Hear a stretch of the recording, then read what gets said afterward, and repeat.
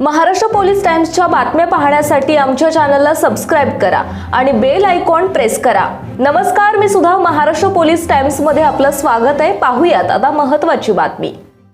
सोलापूरमधील विनायक नगर शेजारी वसुंधरा नगर येथील भारतातील विषारी भला मोठा नाग म्हणून ओळखणार जाणारे साप घरात निघालेला आहे।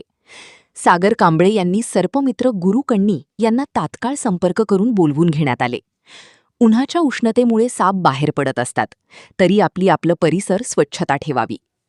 लगेच रेस्क्यू करून निसर्गाच्या सानिध्यात सोडण्यात आला।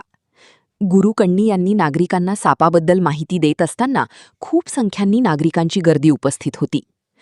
उन्हाचे तापमान खूप आहे, साप थंडच्या ठिकाणी येऊ शकतो, घरात किंवा घराच्या शेजारी पाण्याच्या ठिकाणी।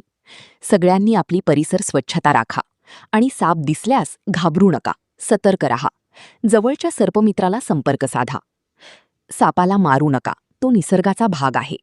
सापाची माहिती नसल्याशिवाय पकडू नका। साप हा मोसारी प्राणी आहे, त्याला दूध चालत नाही। साप शाकाहारी नाही। लोकांचा गैरसमज आहे की नाग हा दूध पितो। जर सोलापूर शहरात कुठे साप आढळल्यास सर्पमित्रांशी संपर्क साधा।